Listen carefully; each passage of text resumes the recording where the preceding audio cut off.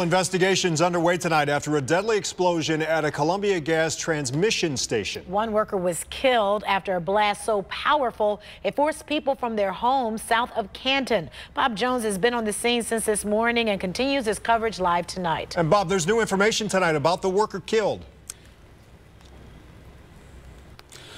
Well, Rob, within the last couple of hours, we learned the victim is identified as 60-year-old Wesley Johnson of Worcester. The cause of this explosion has not been determined, and that could take a while. We are on the 8500 block of Beth Avenue, where investigators gathered for much of the day.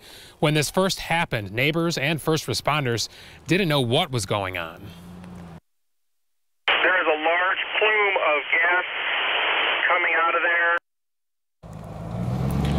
The sheriff's department says the explosion was so intense, gas was spewing and dirt, debris, and oil went flying into the air. Because emergency crews feared others could be hurt, nearby residents were told to evacuate. One of those workers was Johnson. He died at the scene. Air Tracker 5 flew over the scene as investigators searched for answers, trying to understand how this happened. Deputies told us workers were doing maintenance, possibly on a valve, when a large amount of gas was released.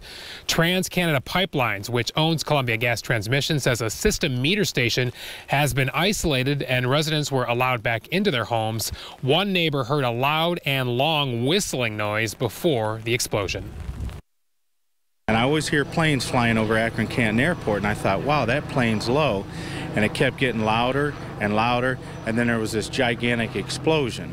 And I ran out of the house because I thought a plane had crashed in the field across the street from me. OSHA tonight is also investigating, those investigators trying to figure out if any violations could have potentially led to this tragedy. Live in Bethlehem Township tonight, Bob Jones, News 5.